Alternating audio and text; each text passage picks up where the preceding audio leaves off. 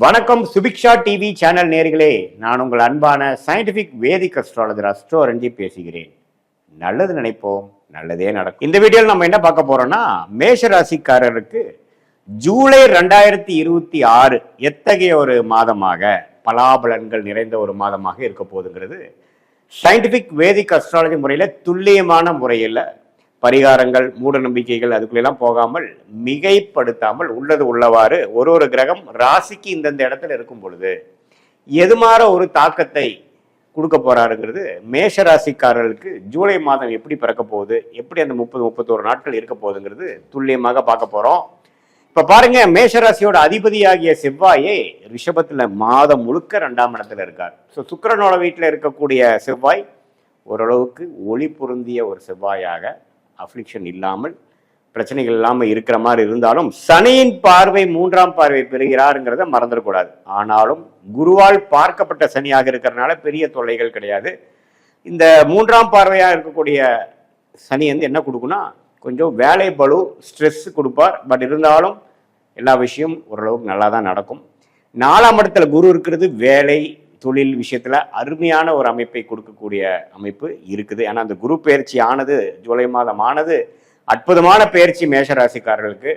அதே மாதிரி புதன் எப்படி இருக்கிறார், 4ஆம் இடத்திலிருந்து வக்ர ரீதியாக 3ஆம் இடத்துக்கு ஆட்சி பலத்தோட வருவது இன்னுமே இந்த ஐடி, சாஃப்ட்வேர், அக்கௌண்ட்ஸ் அது மாதிரி தொழில் இருக்கிறவங்களுக்குலாம் நல்ல ஒரு ஸ்திரத்தன்மை, நல்ல லேர்னிங், நல்ல எக்ஸ்பீரியன்ஸ் கெயின் பண்ற மாதிரி ஒரு மாதமாக இருக்குதுங்க. சுக்கிரனும் பாருங்க சிம்மத்துக்கு வந்துடுறார், 5ஆம் இடத்துக்கு வந்துடுறார் மாதத்தின் முதல் வார முடிவிலே. ஸோ இதெல்லாமே பார்க்கும் பொழுது நல்ல ஒரு அமைப்பு தான். இப்போ ராசி அதிபதியும் நல்லா இருக்கிறார், குரு நல்லா இருக்கிறார், மேஷராசிக்கு விரயசனி போயிட்டு இருக்குங்கிறது எல்லாத்துக்கும் தெரியும். ஸோ ஓவராலா இந்த ஜூலை மாதத்துல சூரியன், சுக்கிரன், புதன் இருக்கக்கூடிய அமைப்புகளை வச்சு பார்க்கும் பொழுது ஓரளவுக்கு வேலை பளு, மாணவர்களாக இருந்தாலும் சரி, படிப்புல இருக்கக்கூடிய ஒரு ஒர்க்லோடு, ஒரு ஃபோக்கஸ் அதிகமாக இருக்கும். அதே மாதிரி வேலையில் இருக்கிறவங்களுக்கும் கொஞ்சம் அதிகமான அவர்ஸ் ஒர்க் பண்ண வேண்டியதாக இருக்கும். வருமானத்துக்கு என்ன வழியோ அதை பார்க்கக்கூடிய அமைப்பாக இருக்கும். அதே சமயத்தில் நிறையா டெக்னிக்கல் துறையில் இருக்கிறவங்களுக்கு நிறையா கற்றுக்கிட்டு செய்யக்கூடிய அமைப்புகள் இருக்குது. அதே சமயத்தில் குழந்தைகள்னால நல்ல ஒரு பெனிஃபிட். சுக்கிரனே 5க்கு போய் இதுவரை கொஞ்சம் ஒரு விசேஷமான பலன் இல்லாமல் இருக்கிறவங்களுக்கெல்லாம் குழந்தைகள்னால ஒரு அனுகூலம் பெறக்கூடிய அமைப்பும் இருக்குது. அதே மாதிரி சனி 12ஆம் இடத்துலேயே இருக்கிற சனி கண்டிப்பாக விரயசனியாக இருந்து சில என்னதான் வருமானம் வந்தாலும் செலவுக்கு குறைவில்லாமல் போயிட்டு இருக்கு சாமிங்கிற மாதிரி சில பேர்த்துக்கு நல்ல தசாபுக்திகள் போயிட்டு இருக்கிறவங்களுக்கு சுப விரயமாக ஒரு இடம், வீடு, வண்டி, வாகனம் அது மாதிரி விஷயங்கள்லாம் பழசை கொடுத்து புதுசு வாங்குறது, அப்கிரேட் பண்ணுறது, அது மாதிரி விஷயங்கள்லாம் கண்டிப்பாக இருக்கதான் செய்கிறது.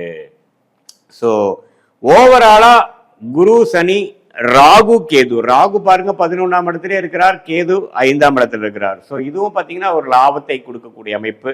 பட் என்ன, இதுவரைக்கும் குரு ராகுவை பார்த்துட்டு இருந்தார், இந்த ஜூலை மாதம் பார்க்க போறது இல்லை. அதனால என்ன ஆகும்னா, கொஞ்சம் குழந்தைகள்ல சில விஷயங்கள் பாசிட்டிவா இருந்தாலும் அவங்களுக்காக செலவு பண்ண வேண்டியதா இருக்கும், சில மெனக்கெடுதலா இருக்கும். மூத்த சகோதரர்களுக்கு சில விஷயங்களுக்கு நம்ம கொஞ்சம் உறவுகளையா இருக்கட்டும், மற்ற விஷயத்துலையும் கொஞ்சம் கேர்ஃபுல்லாக இருக்க வேண்டிய அமைப்புகள்லாம் இருக்குது. வெளிநாடு போகணும் அது மாதிரி இருக்கிறவங்களுக்குலாம் ஒரு மாதிரியான மாறுதல்லாம் கிடைக்கக்கூடிய அமைப்பு, திடீர்னு ஒரு விசா கிடைக்கிறது, அது மாதிரி விஷயங்கள்லாம் கண்டிப்பாக உண்டு. ஸோ மேஷராசிக்காரர்களுக்கு ராசி அதிபதியே கொஞ்சம் நன்றாக இருப்பதனாலையும், குரு 10ஆம் இடத்தை பார்க்கறனாலையும், விரயசனியில் இருக்கக்கூடிய சனி பகவானை பார்க்கறனாலும் எல்லாமே ஒரு பாசிட்டிவான ஒரு விஷயத்துக்காக செலவு பண்ணுறது, பாசிட்டிவான விஷயத்துக்காக இன்வெஸ்ட்மெண்ட் பண்ணுறது, அதை தேடி நம்மளுடைய அன்றாட வாழ்க்கையில அதிகமாக உழைக்கக்கூடிய தருணம், அது மாதிரி விஷயங்கள் இருக்கு. பட் செவ்வாய் 2ஆம் இடத்துல இருக்கிறதுனால அப்பப்போ ஆர்கியூமெண்ட்ஸ் வரலாம். குடும்பத்துக்குள்ள ஆர்கியூமெண்ட்ஸ் அவாய்ட் பண்ணணும். என்னதான் நீங்க சொல்ற விஷயத்துல நியாயம் இருந்தாலும் எதிர்த்து இருக்கக்கூடியவர் மனைவியா இருந்தாலும் சரி, கணவராக இருந்தாலும் சரி, உங்களுடைய மேலதிகாரியா இருந்தாலும் சரி, சக ஊழியர்களாக இருந்தாலும் சரி, கருத்து வேறுபாடுகள் இருந்தால் நீங்கள் உங்களுடைய விஷயத்தை சொல்வதற்காக நம்ம அழுத்தத்தோட சொல்லும் பொழுது அது ஆர்குமெண்ட்ஸாக போய் மன வருத்தத்தை கொடுக்கக்கூடிய அமைப்புகள் இருக்கு. ஸோ மேஷராசிக்காரர்கள் நாம் உண்டு, நம்ம வேலை உண்டு, நமக்கு எது நியாயமா படுகிறதோ அது அடுத்தவங்களுக்கு நியாயமா படணுங்கிற அவசியம் இல்லை என்பதை புரிந்து கொண்டு ஓரளவுக்கு நம்மளுடைய வேலை, தொழில், அன்றாட செய்யக்கூடிய நம்மளுடைய கடமைகளை தவறாமல் செய்யக்கூடிய ஒரு ஃபோக்கஸான ஒரு மைண்ட் செட்டு, அதிகம் மற்றவங்ககிட்ட இருந்து ஒரு அங்கீகாரத்தை எதிர்பார்க்காத ஒரு அமைப்பு மாற நீங்க போயிட்டீங்கன்னா இந்த மாதம் ஜூலை மாதம் 2026 அப்படி ஒன்றும் தவறான மாதமாக இல்லாமல் நல்ல விசேஷ பலன்கள், நல்லாவே ப்ரொக்ரெசிவான பலன்கள், அடுத்து வரக்கூடிய தொழில் மேன்மை, அடுத்து வரக்கூடிய வேலை முன்னேற்றத்துக்கு வேணுங்கிற ஒரு அடித்தளத்தை கொடுக்கக்கூடிய அற்புதமான ஒரு மாதமாக மேஷராசிக்காரர்களுக்கு இந்த 2026 ஜூலை மாதம் இருக்குதுங்க. சூரியன் பாருங்க ஜூலை 17க்கு அப்புறம் மாதத்தின் செகண்ட் ஆஃப் அவர் கடகத்துக்கு போறார். ஸோ கடகத்துக்கு போறதுமே தப்பு இல்லை, ஏன்னா 4ஆம் இடத்துக்கு சூரியன் போகிறார். 3லிருந்து 4க்கு போறது அவர் ஒன்றும் தவறு இல்லை. அதுவும் ஒரு வேலை, தொழில், இடம், வீடு, தாயார் அது மாதிரி விஷயத்துலாம் ஒரு முன்னேற்றத்தை கொடுக்கக்கூடியது. ஏன்னா குருவோட சேர்றாரு இல்லையா, அரசு சம்பந்தப்பட்ட விஷயத்துல நல்ல யோகங்கள் கிடைக்கிறது. குழந்தை செல்வம் எதிர்பார்க்குறவங்களுக்கு குழந்தை கிடைக்கிறது. வெளிநாடு போகணும்னு நினைக்கிறவங்களுக்கு வெளிநாடு போகக்கூடிய வாய்ப்பு கிடைக்கிறது. எல்லாமே ஓரளவுக்கு பாசிட்டிவா வரக்கூடிய அமைப்பு இருக்கு. அதே மாதிரி மாணவர்களுக்கும் பார்த்தீங்கன்னா ஏதோ ஒரு காலேஜ் அட்மிஷன் ட்ரை பண்ணிட்டு இருக்காங்க, அது கிடைச்சா பரவாயில்லைன்னா அவங்களுக்கு பிடித்த ஒரு காலேஜ், ஒரு இன்ஸ்டிடியூஷன், அதே மாதிரி அவங்களுக்கு பிடித்த படிப்பு, அந்த குரூப்னு சொல்லுவோம் இல்லைங்களா, அந்த சப்ஜெக்ட்ஸே அவங்களுக்கு குரூப்பா மேஜரா கிடைக்கக்கூடிய அமைப்புகளா மேஷராசிக்காரர்களுக்கு இந்த சூரியன் ஜூலை 15க்கு அப்புறம் மாறக்கூடிய அமைப்பு. அவர் சூரியன் மிகவும் நல்ல ஒரு முக்கியமான கிரகமா மேஷராசிக்கு இருக்கிறதுனால அவர் 5ஆம் இடத்துக்கு 4ஆம் இடத்துக்கு குருவோட சேருவது மிகவும் நல்லது. ஸோ எப்படி பார்த்தாலும் இது ஒரு மேன்மையான ஒரு மாதமாக மேஷராசிக்காரர்களுக்கு வருகிறது.